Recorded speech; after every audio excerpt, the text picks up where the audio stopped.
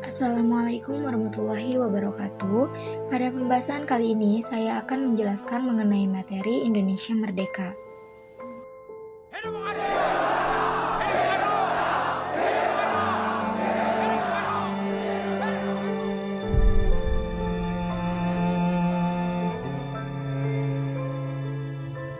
Pada pembahasan pertama yaitu poin A, dari Rengas Dengklok sampai ke Pegangsaan Timur. Teks proklamasi kemerdekaan telah dibacakan oleh Soekarno dalam upacara peringatan kemerdekaan bangsa Indonesia tanggal 17 Agustus 1945. Proklamasi ini dilaksanakan di Jalan Pegangsaan Timur nomor 56 Jakarta. Pernyataan kemerdekaan tersebut disambut bahagia dan sukacita oleh masyarakat Indonesia di berbagai daerah. Proklamasi. Kami, bangsa Indonesia, dengan ini menyatakan kemerdekaan Indonesia. Hal-hal yang mengenai pemindahan kekuasaan dan lain-lain diselenggarakan dengan cara saksama dan dalam tempo yang sesingkat-singkatnya. Jakarta, 17 Agustus 1945, atas nama bangsa Indonesia, Soekarno, Hatta.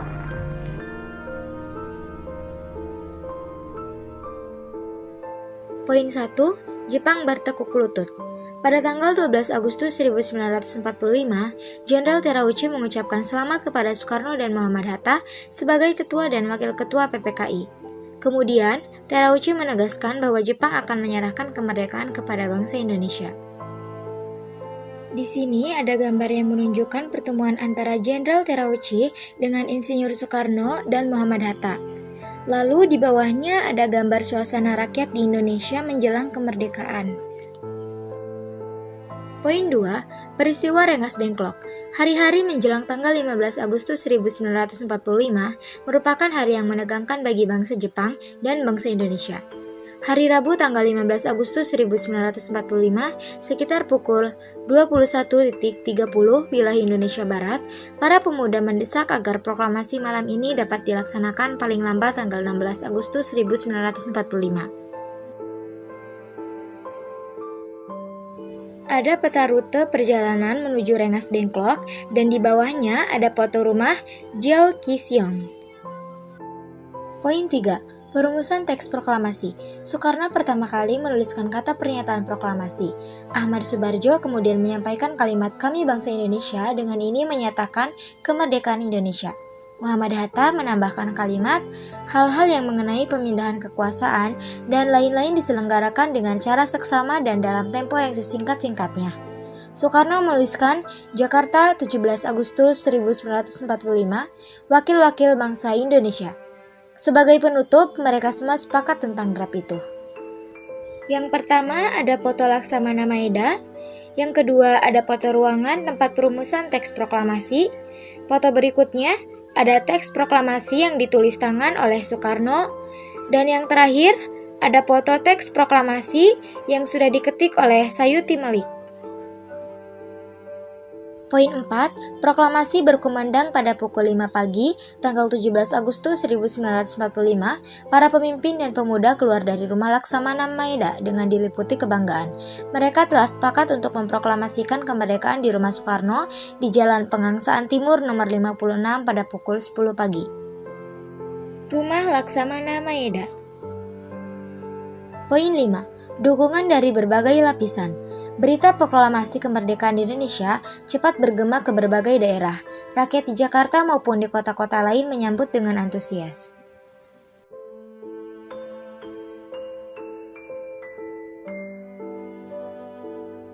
Selanjutnya ke pembahasan yang kedua yaitu poin B, terbentuknya pemerintahan dan NKRI.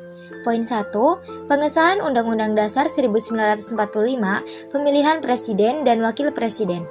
Kertas suara dibagikan, tetapi atas usul Otto Iskandar Dinata, maka secara aklamasi terpilih Insinyur Soekarno sebagai Presiden Republik Indonesia dan Dr. Andes Muhammad Hatta sebagai Wakil Presiden Republik Indonesia.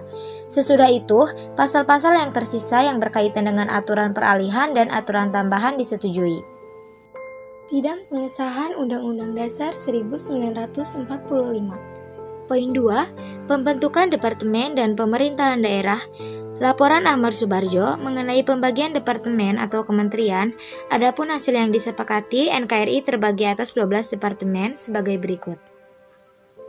1. Kementerian Dalam Negeri, 2. Kementerian Luar Negeri, 3. Kementerian Kehakiman, 4. Kementerian Keuangan, 5. Kementerian Kemakmuran, 6. Kementerian Kesehatan, 7. Kementerian Pengajaran, 8. Kementerian Sosial, 9. Kementerian Pertahanan, 10. Kementerian Penerangan, 11. Kementerian Perhubungan, dan yang terakhir Kementerian Pekerjaan Umum.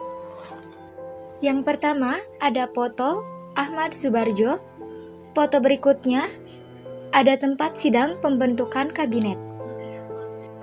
Yang pertama ada foto para menteri kabinet pertama Republik Indonesia.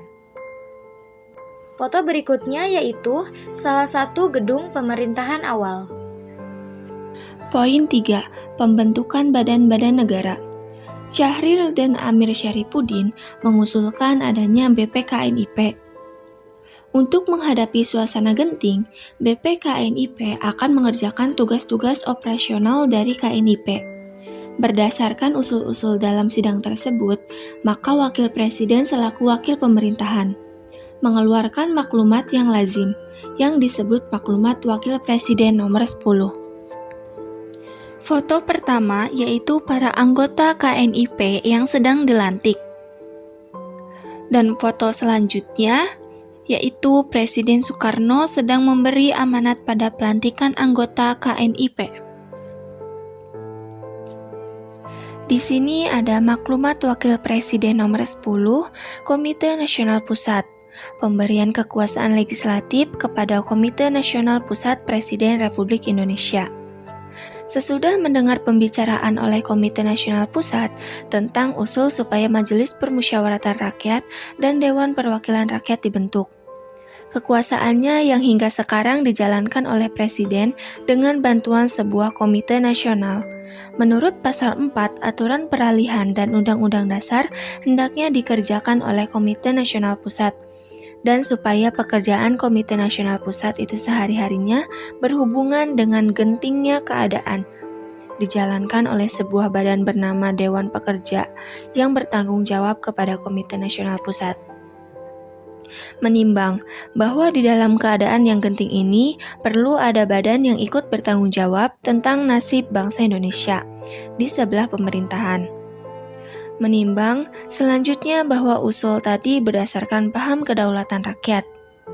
Memutuskan bahwa Komite Nasional Pusat sebelum terbentuk Majelis Permusyawaratan Rakyat dan Dewan Perwakilan Rakyat diserahi kekuasaan legislatif dan ikut menetapkan garis-garis besar daripada haluan negara, serta menyetujui bahwa pekerjaan Komite Nasional Pusat sehari-hari berhubungan dengan gentingnya keadaan, dijalankan oleh sebuah badan pekerja yang dipilih di antara mereka dan yang bertanggung jawab kepada Komite Nasional Pusat. Jakarta, 16 Oktober 1945. Wakil Presiden Republik Indonesia Muhammad Hatta. Poin 4. Pembentukan Kabinet. Kabinet RI yang pertama dibentuk oleh Presiden Soekarno pada tanggal 2 September 1945 terdiri atas para menteri sebagai berikut. A. Menteri Dalam Negeri yaitu Raden Adipati Arya Wiranata Kusuma. B. Menteri Luar Negeri yaitu Mr. Ahmad Subarjo. C. Menteri Keuangan Mr. A.A. Maramis. D. Menteri Kehakiman Profesor Mr. Supomo. E. Menteri Kemakmuran Insinyur Surahmad Cokroadi Suryo. F. Menteri Keamanan Rakyat Supriyadi. G. Menteri Kesehatan Dr. Buntara Martoatmojo. H. Menteri Pengajaran Ki Hajar Dewantara. I. Menteri Penerangan Mr. Amir Syarifuddin. J. Menteri Sosial Mr. Iwan Kusuma Sumantri. K. Menteri Pekerjaan Umum Abi Kusno Cokrosuyoso. L. Menteri Perhubungan Abi Kusno Cokrosuyoso. M. Menteri Negara Wahid Hasyim. N. Menteri Negara Dr. M. Amir. O. Menteri Negara Mr. R.M. Sartono. P. Menteri Negara R. Otto Iskandar Dinata. Presiden Soekarno dan Wakil Presiden Muhammad Hatta dan para Menteri Kabinet pertama. Poin 5. Pembentukan berbagai partai politik. Beberapa partai politik yang kemudian terbentuk, misalnya 1. Masyumi atau Majelis Syuro Muslimin Indonesia, berdiri pada tanggal 7 November 1945 yang dipimpin oleh Dr. Sukimanwiryo Sanjoyo. 2. PKI, Partai Komunis Indonesia, berdiri pada tanggal 7 November 1945 yang dipimpin oleh Mr. Muhammad Yusuf. Oleh tokoh-tokoh komunis, sebenarnya pada tanggal 2 Oktober 1945, PKI telah didirikan. 3. PBI, Partai Buruh Indonesia, berdiri pada tanggal 8 November 1945 yang dipimpin oleh Nyono. 4. Partai Rakyat Jelata, berdiri pada tanggal 8 November 1945 yang dipimpin oleh Sultan Dewanis. 5. Parkindo atau Partai Kristen Indonesia, yang berdiri pada tanggal 8 November 1945 yang dipimpin oleh Dr. Prabowo Winoto. 6. PSI, Partai Sosialis Indonesia, berdiri pada tanggal 10 November 1945 yang dipimpin oleh Amir Syarifuddin. 7. PRS, Partai Rakyat Sosialis, berdiri pada tanggal 10 November 1945 yang dipimpin oleh Sultan Syahrir. 8. PKRI, Partai Katolik Republik Indonesia, berdiri pada tanggal 8 Desember 1945 yang dipimpin oleh I.J. Kasimo. 9. Persatuan Rakyat Marhaen Indonesia, berdiri pada tanggal 17 Desember 1945 yang dipimpin oleh J.B. Asa. 10. PNI, Partai Nasional Indonesia, berdiri pada tanggal 29 Januari 1946. PNI merupakan penggabungan dari Partai Rakyat Indonesia atau PRI, Gerakan Republik Indonesia, dan Serikat Rakyat Indonesia, yang masing-masing sudah berdiri dalam bulan November dan Desember 1945. Foto pertama yaitu terbentuknya NKRI, dan yang di bawahnya itu ada foto partai politik. Poin 6, yaitu lahirnya Tentara Nasional Indonesia. 1. Badan Keamanan Rakyat. Sikap keras dan ketidaksenangan Jepang terhadap Indonesia, misalnya melucuti persenjataan dan sekaligus pembubaran peta pada tanggal 18 Agustus 1945. Jepang khawatir peta akan menjelma menjadi tentara Indonesia. Oleh karena itu, Presiden Soekarno bersikap lebih hati-hati agar Republik Indonesia tetap dapat berlangsung. Sikap Soekarno yang demikian itu tidak disenangi oleh para pemuda yang lebih bersifat revolusioner. Oleh karena itu, para pemuda memelopori pembentukan badan-badan perjuangan. Sampai akhir bulan Agustus 1945, sikap hati-hati Soekarno masih tetap dipertahankan. Hal ini terbukti pada waktu diadakan sidang PPKI pada tanggal 22 Agustus 1945. Foto pertama yaitu melucuti senjata Jepang. Yang kedua, ada foto yang bergambarkan BKR atau Badan Keamanan Rakyat. 2. Tentara Keamanan Rakyat. Sampai akhir bulan September tahun 1945, ternyata Indonesia belum memiliki kesatuan dan organisasi ketentaraan secara resmi dan profesional. Presiden Soekarno dan Wakil Presiden Muhammad Hatta belum membentuk kesatuan tentara. Hal ini tampaknya sangat terpengaruh oleh sikap serta strategi politik yang cenderung pada usaha diplomasi. Kemudian dikeluarkanlah maklumat pemerintah pada tanggal 5 Oktober 1945 tentang pembentukan TKR atau Tentara Keamanan Rakyat. Adapun maklumat itu berbunyi sebagai berikut. Untuk memperkuat perasaan keamanan umum, maka diadakan suatu Tentara Keamanan Rakyat.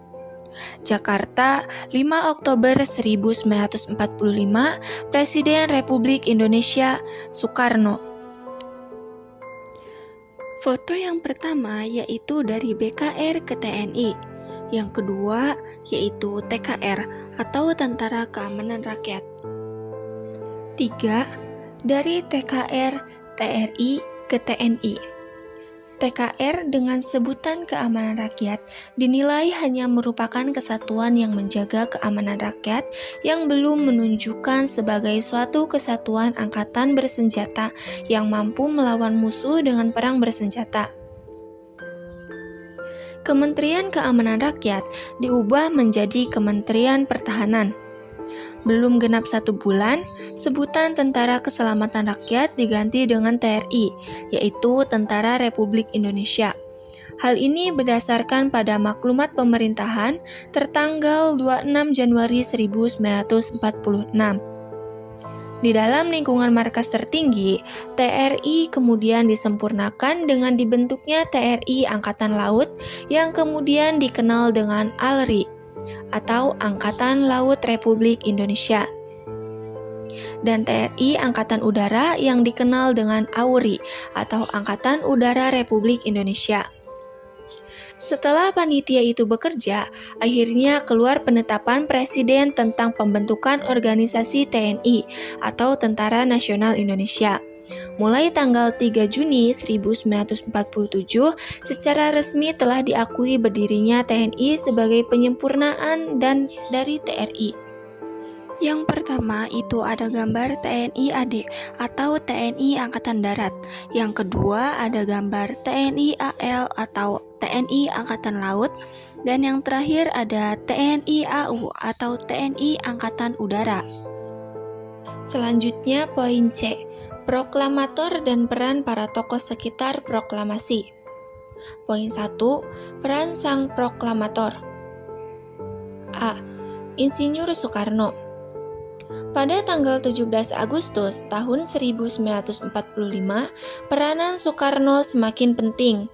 Secara tidak langsung, ia terpilih menjadi tokoh nomor 1 di Indonesia. Soekarno dengan didampingi Muhammad Hatta diberi kepercayaan pembacaan teks proklamasi sebagai pernyataan kemerdekaan Indonesia. Yang pertama itu ada foto Insinyur Soekarno dan yang kedua itu ada makam Soekarno. Soekarno wafat pada tanggal 21 Juni 1970 dan dimakamkan di Blitar. B. Dr. Andes Muhammad Hatta. Muhammad Hatta melibatkan diri secara langsung dan ikut andil dalam perumusan teks proklamasi. Ia juga ikut menandatangani teks proklamasi. Pada peristiwa detik-detik proklamasi, Muhammad Hatta tampil sebagai tokoh nomor 2 dan mendampingi Bung Karno dalam pembacaan teks proklamasi kemerdekaan Indonesia. Gambar pertama yaitu Dr. Andes Muhammad Hatta. Muhammad Hatta tampil sebagai tokoh nomor 2 dan mendampingi Bung Karno dalam pembacaan teks proklamasi kemerdekaan. Oleh karena itu, ia juga dikenal sebagai pahlawan proklamator. Ia wafat pada tanggal 14 Maret 1980. Ia dimakamkan di Pemakaman Umum Tanah Kusir, Jakarta. Poin 2. Peran para tokoh sekitar proklamasi. A. Ahmad Soebardjo. Sesampainya di Jakarta dini hari, di Rumah Maeda dilaksanakan perumusan teks proklamasi. Ahmad Soebardjo secara langsung berperan aktif dalam memberikan andil pemikiran tentang perumusan teks proklamasi. Foto yang pertama yaitu Ahmad Soebardjo. Ahmad Soebardjo pernah berucap, yaitu, "Saya menjamin bahwa tanggal 17 Agustus 1945 akan terjadi proklamasi kemerdekaan Republik Indonesia. Kalau saudara-saudara ragu, nyawa sayalah yang menjadi taruhannya."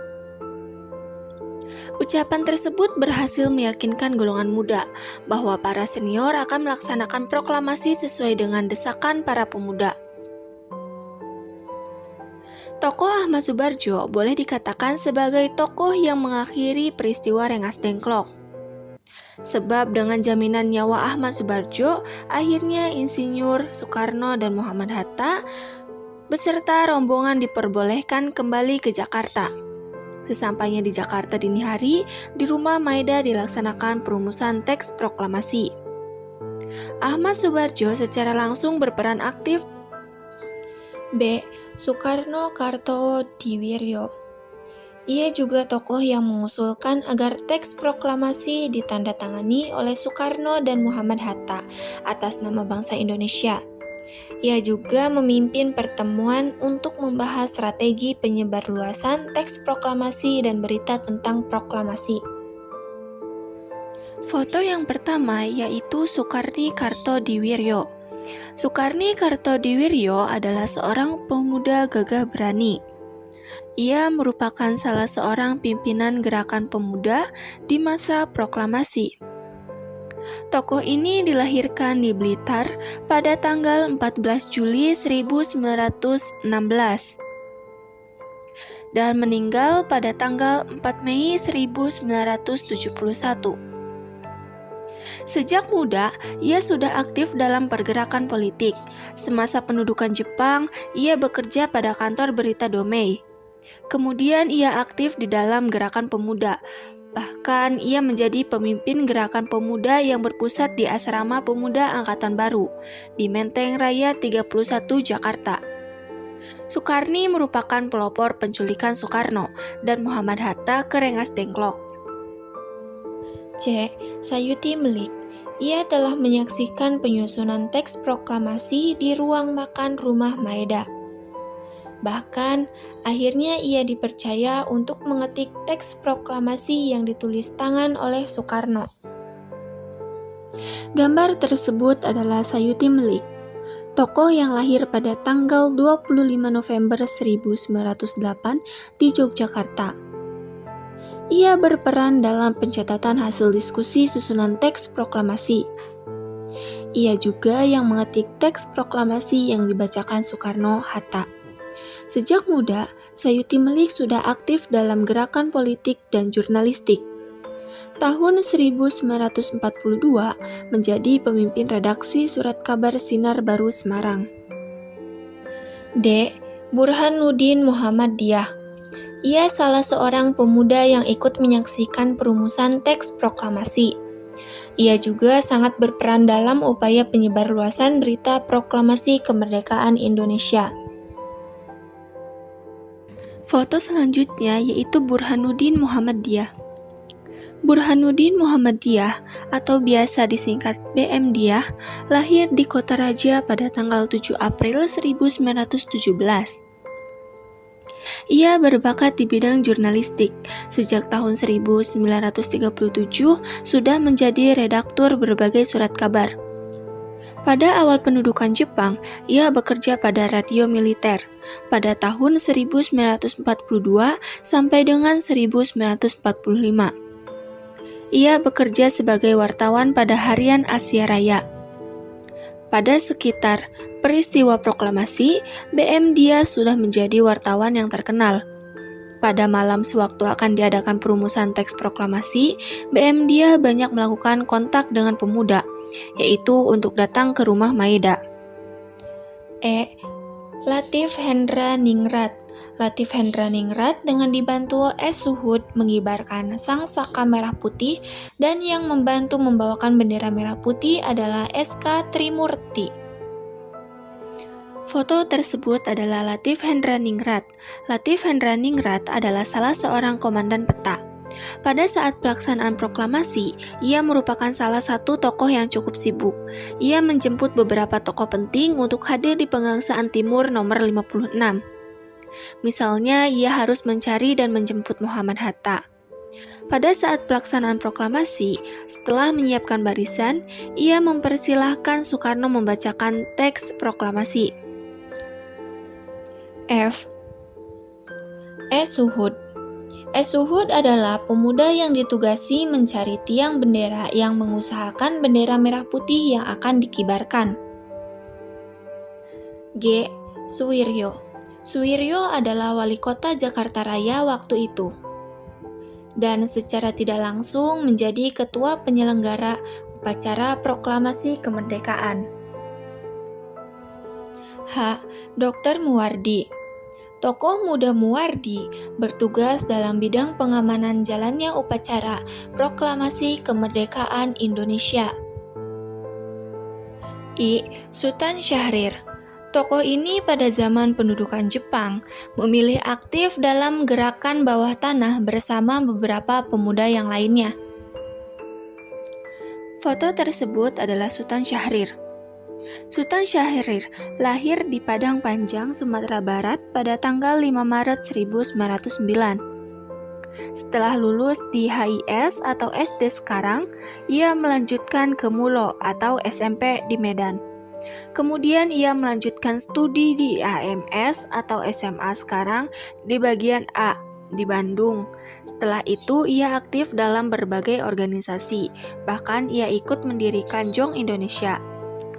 Di masa penjajahan Belanda, ia sudah militan dalam pengerakan politik. Ia juga pernah ditangkap pada tahun 1934.